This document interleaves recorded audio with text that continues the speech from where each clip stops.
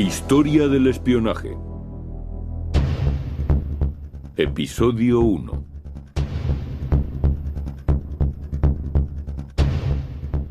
Espías y servicios secretos son conceptos que inspiran intriga y emoción. Ningún personaje ha encarnado mejor que James Bond nuestra idea de espía. Sin embargo, ese papel está muy lejos de la realidad. Desde los cuarteles generales del servicio secreto se controla toda la red de espionaje mundial.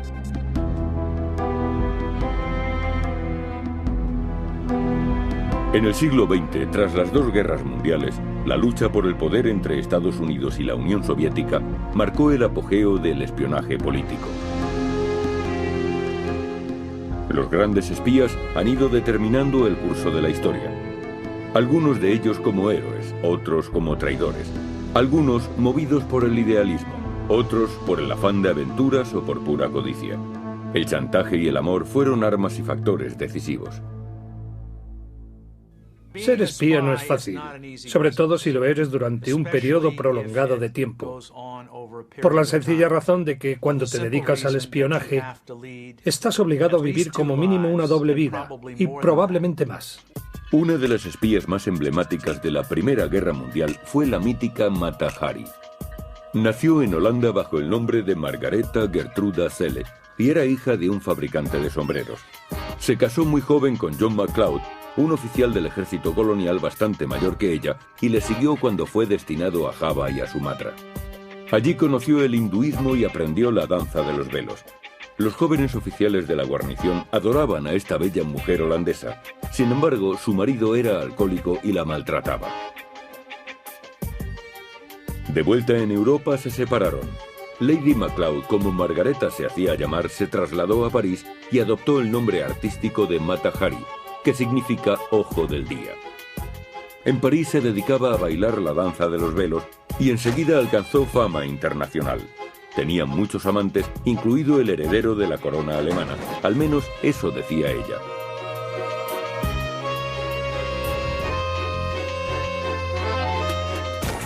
Cuando estalló la Primera Guerra Mundial, Mata Hari estaba en Berlín. Se dice que el servicio secreto alemán le ofreció una cuantiosa suma por espiar para ellos. Pero de vuelta en París, también despertó el interés del servicio secreto francés. Mata Hari se vio inmersa en la desagradable situación que supone ser utilizada como espía por dos bandos, Alemania y Francia. Esta desafortunada mujer quedó atrapada entre dos fuegos. Pero Mata Hari estaba dispuesta a arriesgarse con tal de no abandonar su lujoso estilo de vida. Utilizaba sus giras y su estrecha relación con oficiales de alto rango para recabar información y venderla a uno u otro bando por un precio muy elevado. Pero el 17 de febrero de 1917 fue desenmascarada por los franceses. La acusaron de alta traición. Existía un miedo lógico a los espías y a la traición, y Mata Hari cayó víctima de esta circunstancia. Los agentes de contrainteligencia están sometidos a mucha presión y deben mostrar lealtad y eficacia. Pero ella no era precisamente el prototipo de rectitud moral, teniendo en cuenta los principios de la época. Su juicio, presidido por un tribunal militar, fue una farsa. Se mostró a Mata Hari como una mujer sin escrúpulos que utilizaba a los hombres. Eso encajaba con el concepto de espía cortesana. No hubo pruebas concluyentes contra ella, pero a pesar de todo, fue condenada a muerte por desarrollar actividades de espía doble y por alta traición. El 15 de octubre de 1917, Mata Hari se enfrentó a un pelotón de fusilamiento en el bosque de Vincennes. Se negó a que le taparan los ojos y cuentan que justo antes de que abrieran fuego, mandó un beso a los soldados.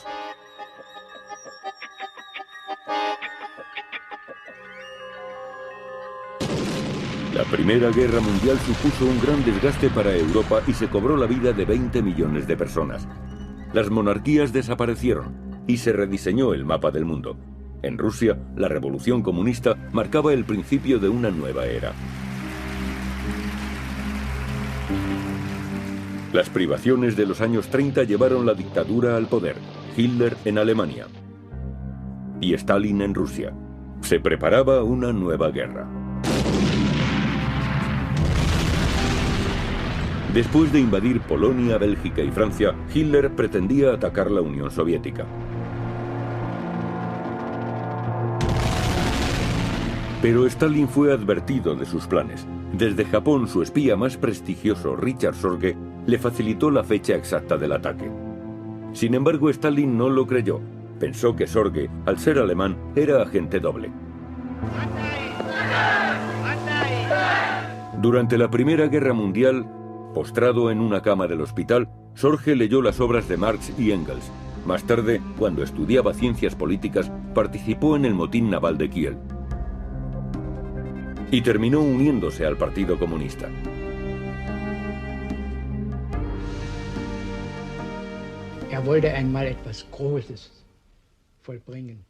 Richard quería hacer algo en la vida, algo grande. Quería ser parte de la historia, dejar su huella. Tal vez sea un pensamiento muy típico, pero él me dijo una vez: Eric, ¿te imaginas muriendo en la cama? Yo no. En 1924, Sorge fue a Moscú, donde trabajó para el Partido Comunista Internacional. Su actividad llegó a oídos del servicio secreto ruso, que lo envió a China bajo el nombre de Ramsey. Shanghái, una ciudad cosmopolita sinónimo de misterio, aventura y poder. La riqueza se encontraba en manos europeas y japonesas, que eran quienes poseían los bancos y las industrias. La explotación de los trabajadores chinos y sus miserables condiciones creaban una situación ideal para las fuerzas revolucionarias. El Partido Comunista Chino se alzó contra los imperialistas.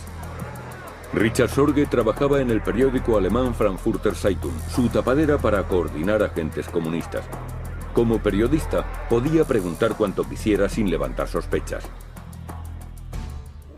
Richard era muy apuesto. Tenía mucho carisma y era muy astuto. Algo que se intuía nada más verlo. Era un hombre muy irónico y con mucho sentido del humor, aunque a veces también parecía triste. Lo llamaron desde los cuarteles generales de Moscú para su siguiente misión y Sorge se instaló de nuevo en la capital soviética. Stalin no era aún el férreo dictador en que se convertiría. En 1932, en el Komintern-Club, Sorge conoció a su gran amor, la actriz Katia Maksinova. Se casaron, pero poco después hubieron de separarse para siempre. En 1933, Sorge viajó a Japón atravesando Alemania y Estados Unidos. La Unión Soviética se sentía amenazada por esta gran potencia asiática y enviaron a su espía en calidad de corresponsal del Frankfurter Zeitung. Como periodista acreditado, asistió a una serie de recepciones diplomáticas e incluso se hizo amigo del embajador alemán. Los análisis políticos de Sorge creaban expectación, pues tenía acceso a diplomáticos, empresarios, asesores militares y gente influyente. Organizó una red de informadores cuyos hilos llegaban hasta los altos cargos de la jerarquía gubernamental japonesa.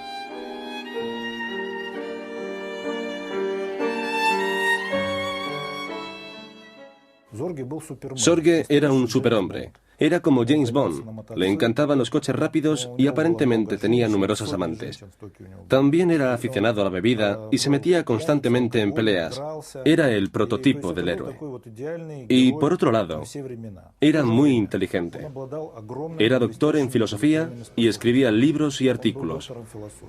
Pero acabó llamando demasiado la atención. En Japón tenía fama de rompecorazones. Una de sus amantes era Hanako Hishi, conocida como Áñez. Era un hombre muy decente, pero cuando no estaba conmigo bebía mucho. En una de sus borracheras se cayó encima de su colección de discos y la rompió. Cuando yo estaba con él no tenía necesidad de beber. Era consciente de sus virtudes y del efecto que ejercía en las mujeres. Todas querían que fuera a las fiestas de sus maridos y recibía muchas invitaciones. Eso acabó resultándole muy útil para su trabajo. Una vez le pregunté que si había estado con muchas mujeres y él me respondió: bueno, es que no puedo evitarlo.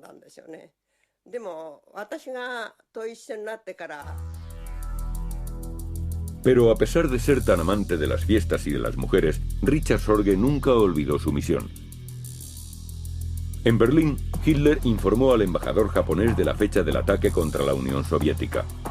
Gracias a sus contactos con las personas más cercanas al primer ministro japonés, Richard Sorge se enteró y comunicó a Stalin la fecha, los efectivos y las directrices del ataque de las fuerzas alemanas.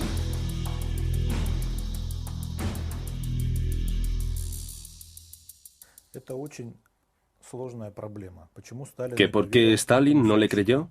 Muy sencillo. Tenía miles de informaciones distintas sobre aquella posible fecha. Pero Richard Sorge proporcionó aún más información al Kremlin. En concreto, les comunicó que Japón no atacaría a la Unión Soviética por el este como se creía. El mariscal Zhukov podía, por tanto, retirar sus tropas de Siberia y detener la invasión del ejército alemán, que estaba ya a 25 kilómetros de Moscú. Fue la primera gran derrota de Hitler. Pero la contrainteligencia japonesa había sido alertada y sospechaba de este espía.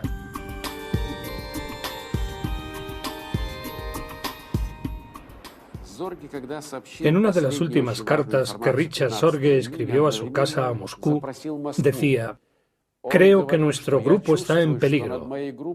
Voy a solicitar permiso para volver cuanto antes a Moscú».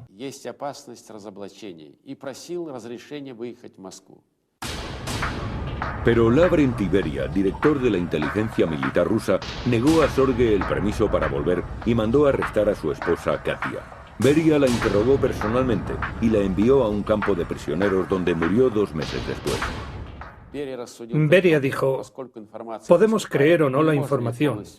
El problema es que no podemos fiarnos de ella».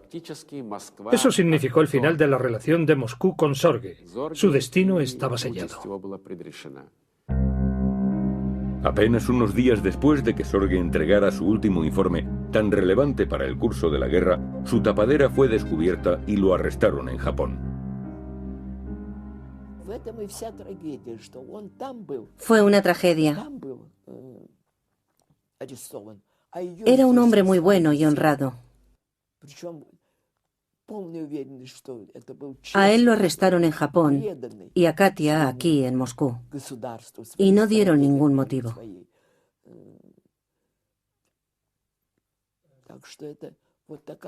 Él fue fiel a su país hasta el final.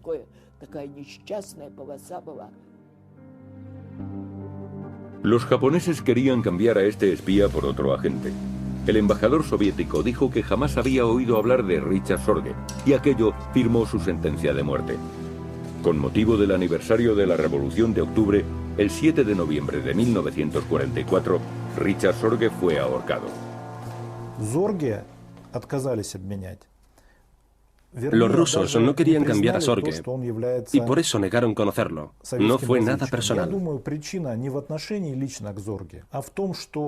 Cayó víctima de la política. En 1945, Stalin no quería tensar las relaciones con Japón. El nombre de Richard Sorge no fue honrado hasta el mandato de Khrushchev. En 1964 se le concedió el título póstumo de Héroe de la Unión Soviética. Sorge reúne 3 cualidades primordiales para un héroe: la ideología, el talento y el intelecto.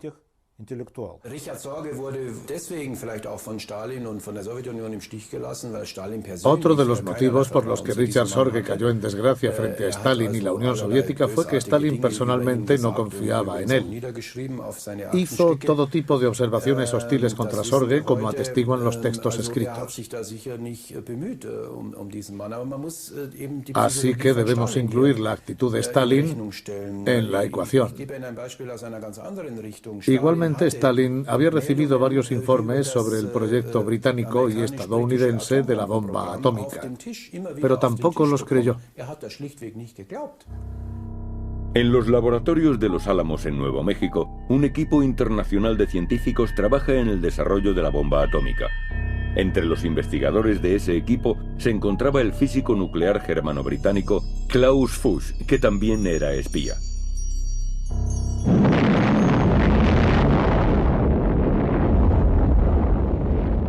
La mujer que entregó los planos a Moscú fue Ruth Werner. Sin duda, Ruth Werner era la mujer espía más importante que jamás ha existido. Fue ella quien pasó los planos secretos del proyecto atómico de Klaus Fuchs a Moscú. Así que podemos decir que su colaboración contribuyó a cambiar la historia del mundo. Nacida en 1907, Ursula Ruth Kuczynski se crió en Berlín. Tenía 5 hermanos y pertenecía a una acomodada familia judía. A los 19 años se convirtió en miembro del Partido Comunista. Lo que más admiraba de ella era que no tenía nada de burguesa. De hecho, despreciaba el modo de comportarse de las clases altas. Además, tenía mucho sentido del humor y le gustaba someterse a las circunstancias más difíciles.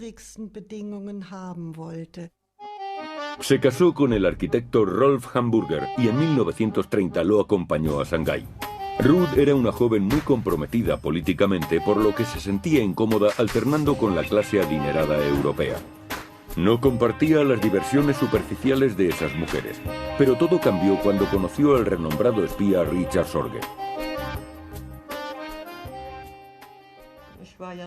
Fui, por así decirlo, como su aprendiz.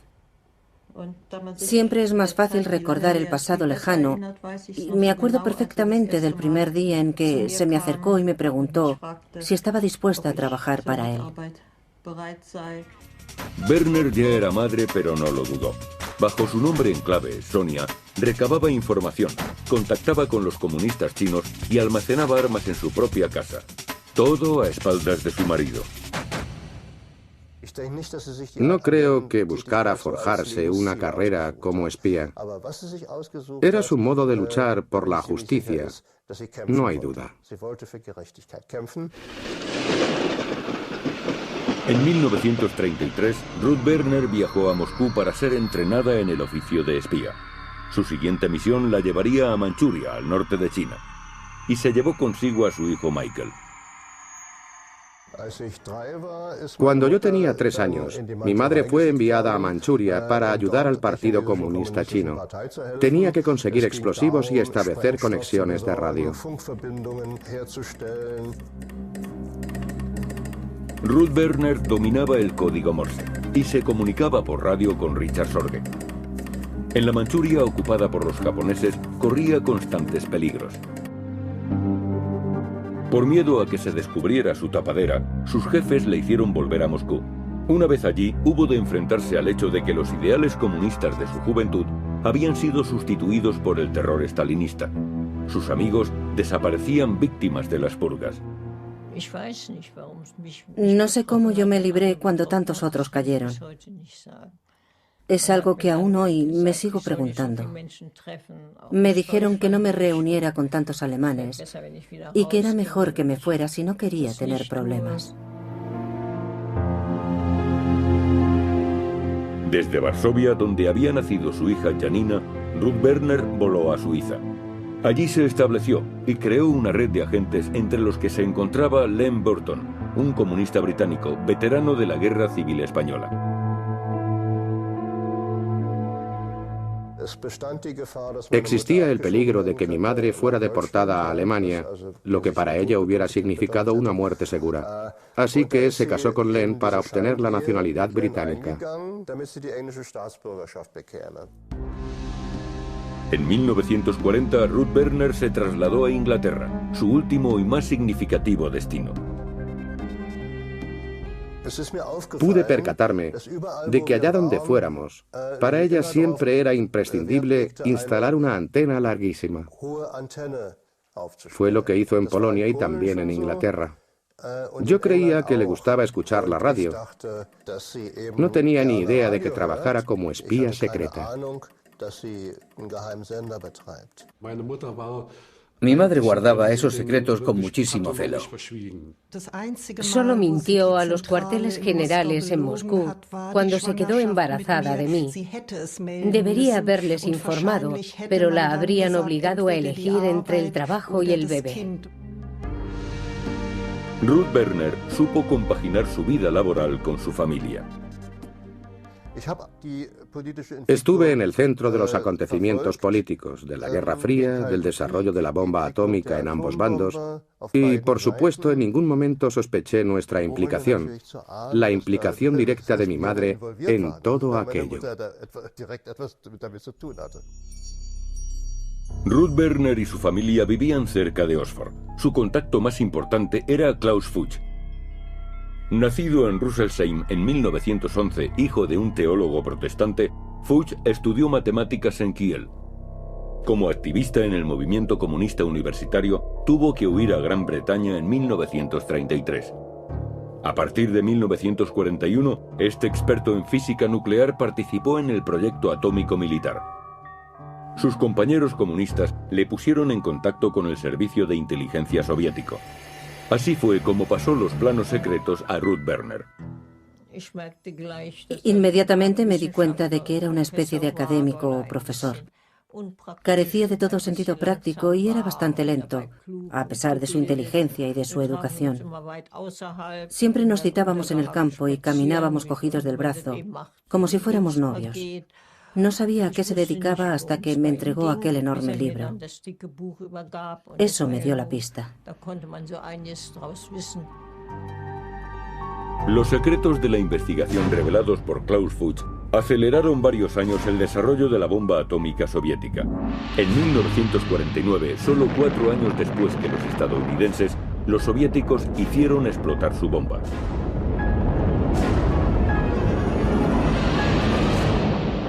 Un año después, Klaus Fuchs fue descubierto.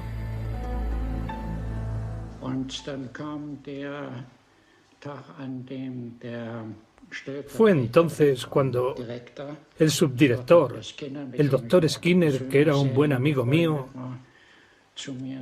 se acercó y me dijo: Klaus, se han formado ciertas acusaciones contra ti. Si nos garantizas que son falsas, estaremos a tu lado y lucharemos juntos contra la calumnia. Era una situación para la que no estaba preparado. Como espía e informador debía de haberme alegrado, pero como persona me vi enfrentado con el conflicto de las relaciones humanas. Se trataba de un amigo al que apreciaba mostrándome una confianza ciega. Me vine abajo sin remedio. El arresto del espía Klaus Fuchs conmocionó al mundo. Ruth Werner, por el contrario, logró escapar gracias a la suerte y a la precaución. En 1950 se trasladó con su familia a Alemania Oriental y abandonó sus actividades como espía. 20 años fueron suficientes. Quería convertirme en una ciudadana corriente, así que me uní al partido y viví como el resto de la gente. Klaus Fuchs, condenado a 14 años de prisión por espiar para la Unión Soviética, fue perdonado en 1959 y deportado a Alemania Oriental, donde continuó con su carrera como físico nuclear.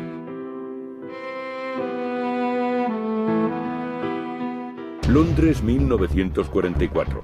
Aparecieron muchos informes respecto al proyecto atómico occidental, informes muy precisos.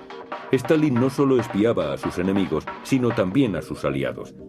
En Londres, sus informadores procedían de las clases altas británicas, pero todos tenían ideales comunistas. Kim Philby dirigía la mayor red de espías que operaba contra Occidente y al mismo tiempo el servicio de contraespionaje británico. Philby fue seguramente el que más estragos causó en la inteligencia occidental. ¿Cómo era posible que un joven procedente de la clase alta británica se convirtiera en espía soviético? Kim Philby había estudiado historia y economía en Cambridge. La Gran Depresión de los años 30 fue para muchos la prueba de que había pasado el tiempo de los antiguos sistemas y que el futuro pertenecía a la ideología comunista. Esta ideología influyó sobre todo en los estudiantes de las universidades de élite. El servicio secreto soviético reclutaba a jóvenes procedentes de las clases altas. Como estudiaban en la universidad, serían los que en el futuro se trazarían carreras de éxito. Acabarían ocupando puestos influyentes en sus países de origen y podrían serle útiles a la Unión Soviética. Efectivamente, los estudiantes reclutados por el KGB tuvieron carreras de éxito. Se los conoció como los 5 de Cambridge. Guy Burgess trabajaba en el Ministerio de Exteriores, Donald Maclean en la Embajada Británica en Washington. Y Anthony Blunt, historiador del arte, incluso fue nombrado caballero. Pero la carrera más importante fue la de King Philby, director de contraespionaje del MI6. Era, en apariencia, un hombre con mucho encanto. Tartamudeaba un poco cuando hablaba, pero tenía mucho éxito social. Iba a fiestas, bebía bastante alcohol y encandilaba a todas las mujeres. Arrastraba varios matrimonios e innumerables romances. Era de ese tipo de personas que atraen a los demás hacia sí. Seguramente por eso fue tan eficiente en su papel como espía. Al finalizar la Segunda Guerra Mundial, los 5 de Cambridge informaron a Stalin sobre las intenciones de los aliados. Eso le permitía saber hasta dónde podía llegar en las negociaciones en Teherán y Yalta. Sabía que los británicos y los estadounidenses se desentenderían de Europa del Este. Estambul, 1945. Las cosas se tornan peligrosas para los espías de Cambridge. Un desertor soviético, Konstantin Volkov, quiso cambiar de bando y ofreció a la embajada británica información sobre los espías más importantes del KGB que se habían infiltrado en sus filas. Sabía los nombres y estaba dispuesto a revelarlos, pero el hombre que dirigía las negociaciones con Volkov no era otro que el cabecilla del contraespionaje, King Philby. El papel de Philby era informarnos de que Volkov estaba dispuesto a traicionarnos. Simuló tener sospechas y retrasó el interrogatorio de Volkov, así que tendríamos tiempo de tomar las medidas necesarias. El KGB reaccionó deprisa y Volkov desapareció sin dejar rastro. Y aunque la sombra de la sospecha pesó sobre Philby, lo cierto es que nunca fue descubierto. ¿Por qué nadie delató a Philby? Aquí influye un factor difícil de evaluar: el corporativismo de la clase alta británica. Si eres uno de nosotros, por decirlo así, te apoyaremos hasta el final. Washington, 1947. El presidente Truman ordena la creación de la CIA, el Servicio de Inteligencia Exterior estadounidense. Su misión principal era reunir información acerca de las actividades militares del bloque oriental. Philby se une para colaborar con la CIA como agente británico. Para los soviéticos, eso significaba que estaría en primera fila de los acontecimientos, pero algo estuvo a punto de provocar su caída. Sus colegas Burgess y Maclean son desenmascarados y desaparecen. La situación era muy arriesgada, pero Philby no se escondió. Al contrario, compareció ante las cámaras de televisión y negó ser el tercer hombre.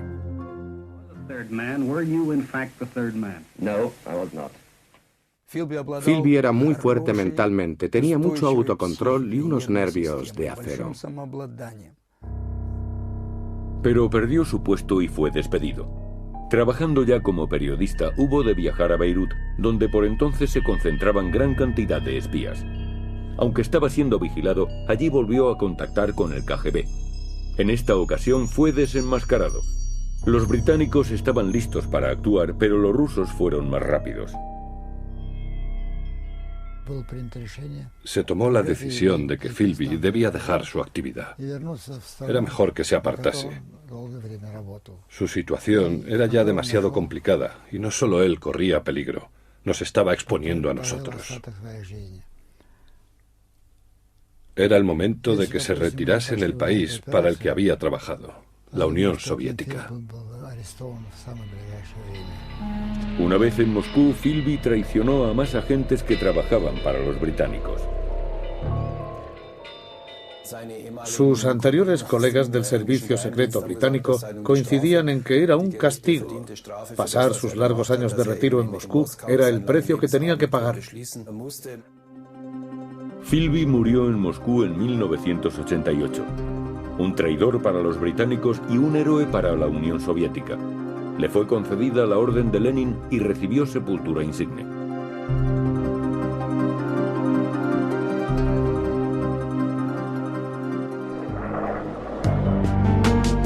En Washington, capital de la otra superpotencia, se desenmascaró a un maestro del espionaje soviético que no era comunista, sino capitalista. John Walker. Cualquier servicio secreto hubiera estado orgulloso de contar con él. Como oficial de comunicación en la Armada estadounidense, John Walker tenía acceso a los códigos empleados por el ejército. Profundamente endeudado tras su divorcio, Walker necesitaba dinero. Lo primero que se le ocurrió para mejorar su situación fue robar secretos y vendérselos a la Unión Soviética. En una ocasión llegó a decirme: soy alguien con quien se pueden hacer muy buenos negocios. Si fuera banquero hubiera robado dinero. Si hubiera tenido acceso a las drogas, hubiera traficado con ellas. Esto es lo que tengo al alcance de la mano, pues esto es lo que vendo. Walker acudió a la embajada soviética con un maletín cargado de información naval. Lo que presentó en la embajada era tan interesante que creímos que eran documentos falsos. Lo comprobamos minuciosamente porque no dábamos crédito, pero era auténtico y tenía un valor incalculable. Walker les proporcionó los últimos códigos y también los planos para programar los codificadores. Durante 17 años, el KGB lo interceptaba y descifraba todo. Los soviéticos sabían qué submarinos salían, cuánta tripulación llevaba, dónde iban y qué armas portaban.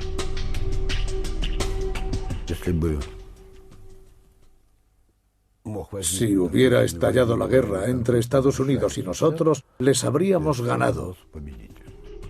Walker ganó millones de dólares traicionando a su país. Los soviéticos depositaban el dinero en lugares previamente acordados. Pero su vida privada provocó su caída. Fue su mujer la que descubrió a Walker. Dijo que uno de sus errores había sido no matar a su mujer, a su exmujer. No le dio nada. Por $10,000 la hubiera mantenido callada. Obviamente, ella lo sabía todo. Hacía años que sabía que su marido era espía. En mayo de 1985 puso al FBI sobre la pista de su marido, revelando uno de los puntos de entrega. La última misión que realizaría se ceñía a la misma rutina con la que había actuado durante años. Walker depositaba el material secreto en una bolsa de basura.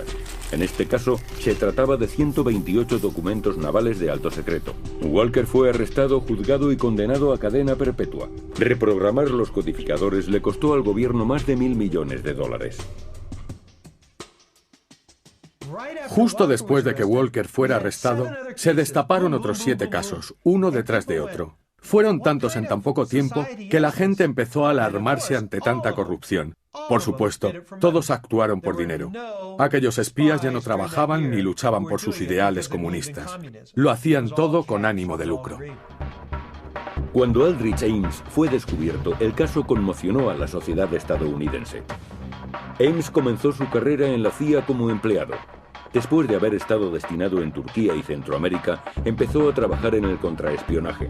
Analizaría las actividades del servicio secreto soviético. En 1985 se presentó en la embajada soviética en Washington y ofreció información secreta a cambio de dinero. Las razones que me movieron a dar el paso que di en 1985 fueron puramente personales y mundanas. Mis motivos fueron la codicia y la avaricia. Simplemente eso. La mujer de Ames era adicta a las compras y se gastaba casi todo el dinero que él ganaba con el espionaje. Durante casi una década reveló al KGB nombres de agentes que espiaban contra la Unión Soviética y recibió a cambio casi $2,5 millones. En muy poco tiempo, Ames desmanteló toda la red de agentes estadounidenses en la Unión Soviética. Hasta 1994, este doble agente no fue descubierto por el FBI. Lo arrestaron por traicionar a su país.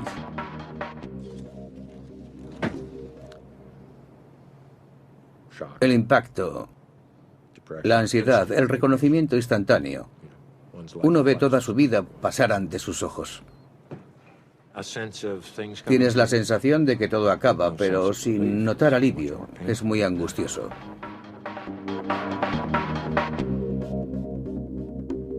Al menos 10 de los agentes traicionados por Ames fueron ejecutados.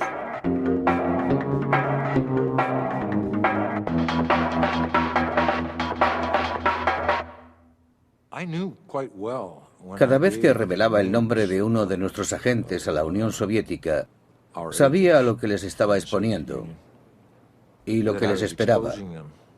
Era perfectamente consciente de que tendrían que enfrentarse a todos los rigores del contraespionaje y a la justicia soviética. Y sabía que podrían condenarlos a muerte, sobre todo los agentes de la KGB y del GRU, el Directorio Principal de Inteligencia.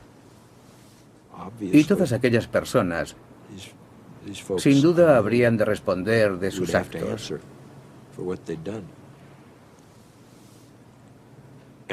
La verdad es que disfrutaba. Incluso me acabaron divirtiendo las reacciones de la gente al respecto. Una de las víctimas de Ames fue Dmitry Polyakov, que fue durante 25 años el espía occidental más eficaz en la Unión Soviética.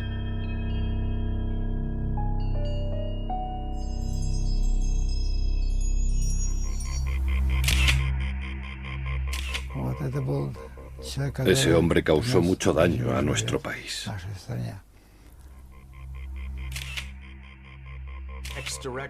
El exdirector de Inteligencia Central, Jim Guzley, lo consideraba la joya de la corona del espionaje occidental durante la Guerra Fría.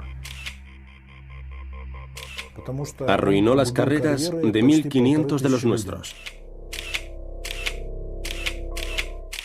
Polyakov trabajó durante 15 años bajo las circunstancias más difíciles que pueden rodear a un espía, vigilado por el sistema de contraespionaje más poderoso del mundo. A principios de los 60, el KGB envió a Polyakov a Estados Unidos, donde se hizo pasar por diplomático y trabajó en las Naciones Unidas. Durante este periodo, la crisis de los misiles cubanos estuvo a punto de provocar una guerra nuclear. Polyakov perdió la fe en los ideales comunistas y se ofreció a cooperar con el contraespionaje estadounidense. El motivo de Polyakov sigue siendo uno de los grandes misterios de la historia del espionaje. Existen varias hipótesis respecto a por qué desertó. Tenía un hijo que enfermó, y cuando empezó a trabajar en Nueva York, pidió permiso para que lo trataran allí. Pero el gobierno se negó y su hijo murió. Hay muchos que creen que este fue el punto de inflexión. Pensar que los rusos habían dejado morir a su hijo. Buscaba retos. Siempre le gustaron las situaciones extremas. En verano de 1962 volvió a Moscú y siguió su carrera en el servicio de inteligencia. A partir de entonces, nunca dejó de idear nuevas formas de entregar material secreto, como pasar por delante de la embajada estadounidense en Moscú en un simple autobús y enviar información a través de un mini transmisor.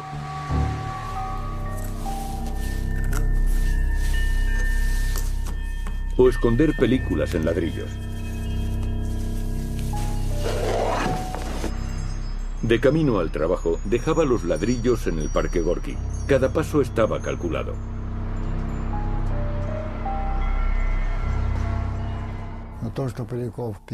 Polyakov reveló muchos nombres a los estadounidenses, tanto de gente de Moscú como del extranjero. Polyakov dio el nombre de 19 agentes de la CIA reclutados por el KGB, de 150 agentes en el extranjero y de 1.500 espías soviéticos. Fue un completo desastre para las redes de espionaje soviéticas que había en Occidente. Sus revelaciones fueron nefastas para la Unión Soviética.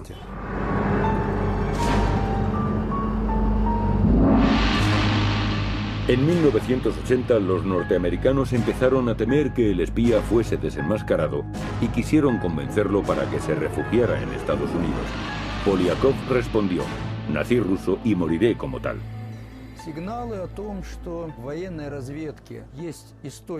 Lo sospechábamos desde hacía tiempo.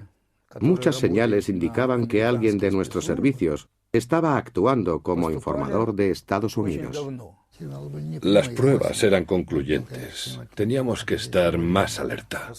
Los servicios de contraespionaje tardaron mucho tiempo en descubrir a Polyakov.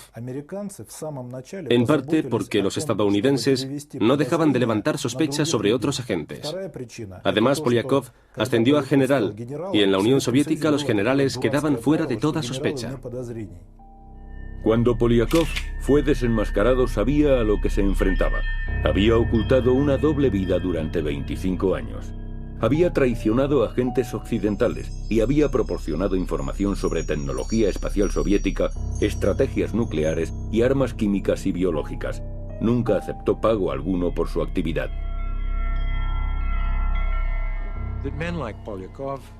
Los hombres como Polyakov no solo daban nombres, también revelaban secretos. Yo hice lo mismo por los motivos que a mí me parecieron adecuados.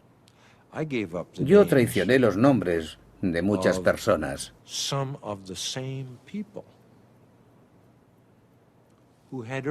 Algunas de las cuales habían hecho previamente lo mismo que yo.